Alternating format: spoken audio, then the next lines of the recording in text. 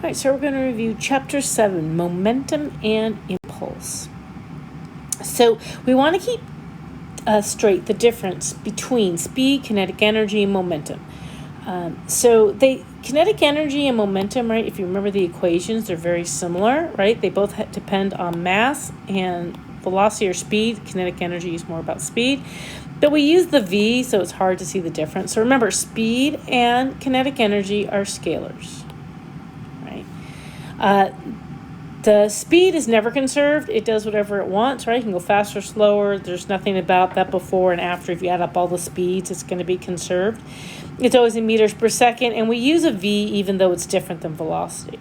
Kinetic energy, on the other hand, is sometimes conserved. It's conserved if it's an elastic collision. The units you use, these are the units. I don't know why that's not labeled, but the units for it is joules, and the equation is 1/2 mv squared. So if you have momentum, you have kinetic energy. And if you have kinetic energy, you have momentum because you have to have motion. But when you're adding everybody's kinetic energy or everybody's momentum in the system, right?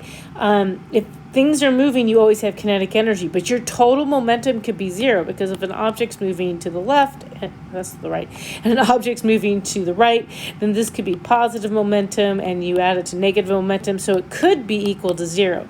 But if we're looking at kinetic energy, it's kinetic energy plus kinetic energy, and so therefore it is going to have kinetic energy. It can't add up to zero. If you're moving, everything's moving.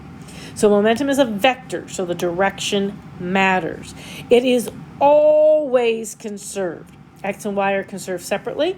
So if you have something moving, and let's say the common one is like maybe you have like a cart or something, and you send something down the chute like that.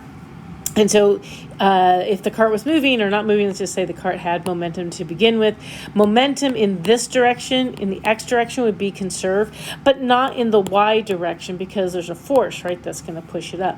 So you would just say that the momentum of the cart before, right, so the momentum, if we look just in the X direction, the momentum of the cart plus momentum of whatever this thing is, the ball, has to be equal to the momentum of the cart plus the momentum of the ball after.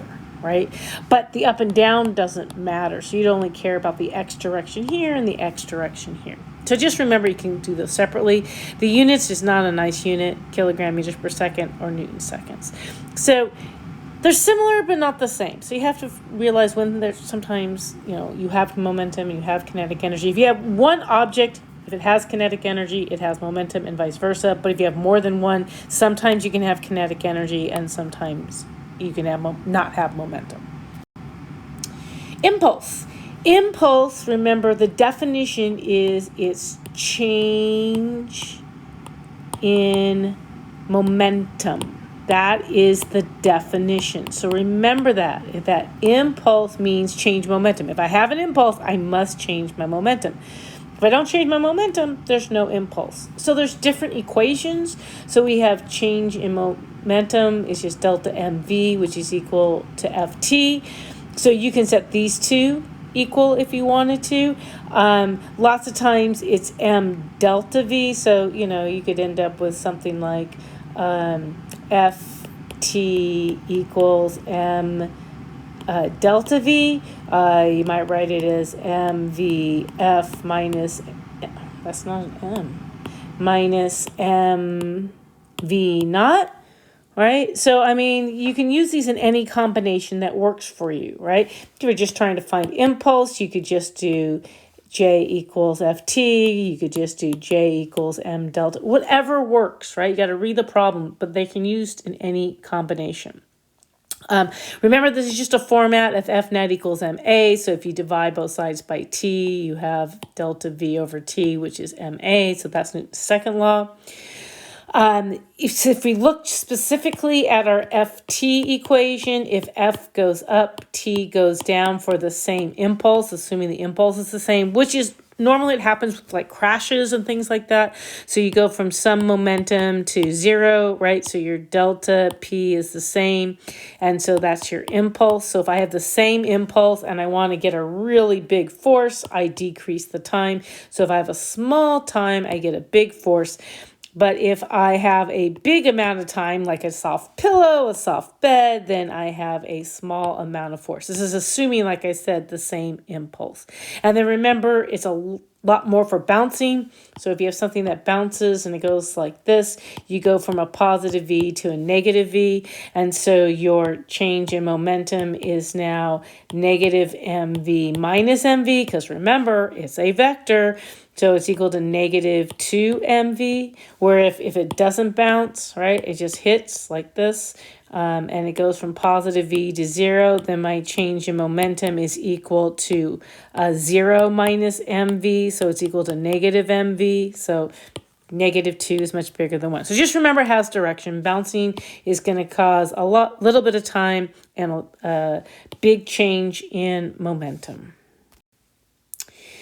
But when you're looking at graphs, that ft is the area under this graph is equal to the impulse. So you can just count the squares or do some math and figure out what it is, divide it up into its parts.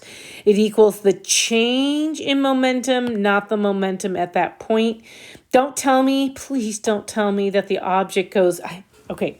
So if I have an object, right, and it's, let's say it starts at rest. I don't know. It starts at rest over here. I'll have people tell me it stops when the force comes over here. No, right? Because it had an impulse. It had a change in momentum. So now it's just moving at whatever impulse it's left with, right? Because J is equal to M delta V. Also, sometimes it doesn't start at rest. Let's say it starts, I don't know, at 10 meters per second. And then people say, oh, when the force is gone, then over here, it's equal to 10 meters per second because the force is gone. No, it had an impulse. We changed the momentum, right?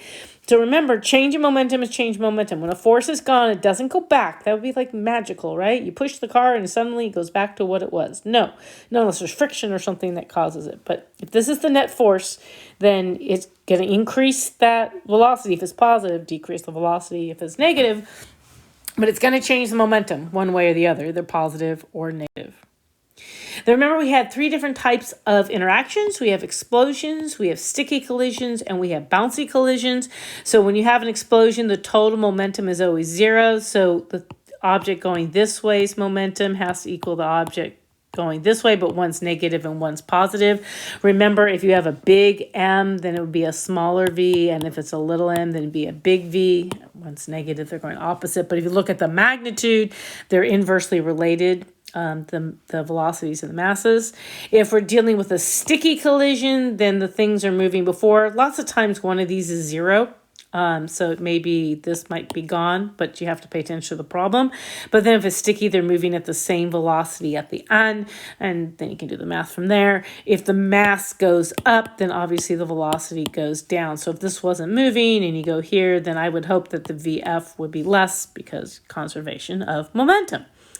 And then for a bouncy collision, if we add up all the momentums before, it's equal to all the momentums after, and the total momentum is never 0. That is, you can use this equation for anything, right? I mean, if you look at it, it could become this equation. It's just that this becomes, if it's a explosion, it used to be 0 equals m1 v1f plus m2 v2f. Or it could be for bouncy. It's just that now it becomes m1 v1 naught plus m2 v2 naught. And you just make these vf's the same. So it ends up with m1 plus m2 times vf. So this is the conservation momentum equation. It's just common to have an explosion, common to have sticky. So it's nice to use it. But you can always make up momentum equations as long as the momentum before equals the momentum after, because, as we know, momentum is always conserved, right? Unless there's an outside net impulse. Momentum is always conserved.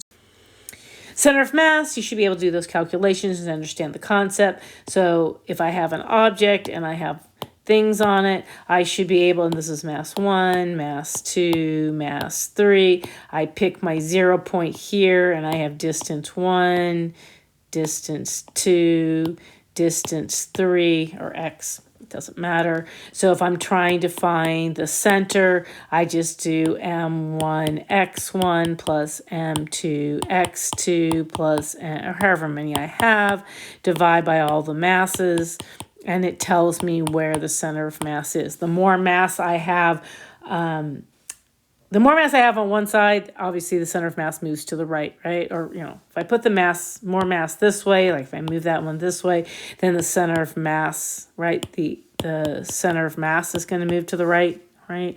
If I move the mass the other direction, right? If I move the mass in that direction, then the center of mass is going to move in that direction, right?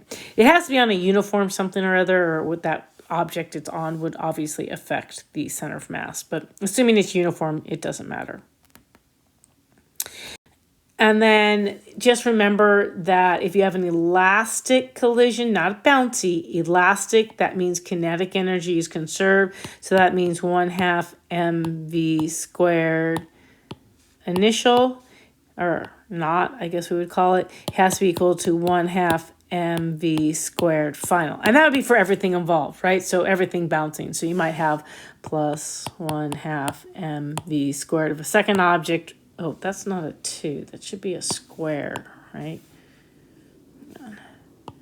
These should be square. 1/2 mv squared plus 1/2 mv squared. Oh, I did it down here too. Interesting. 1/2 mv squared plus 1. I mean, however many things you have. But if you add them all up, they should be equal if it's elastic. It could also be not elastic, which means it just basically all the kinetic energy goes to 0.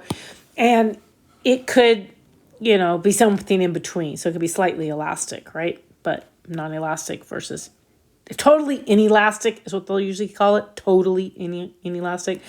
And then this, I've said already so many times, momentum is always conserved unless there's an outside net impulse. So just remember that momentum is always conserved unless there's an outside net impulse. So don't just be able to do the math. Make sure you understand the concepts.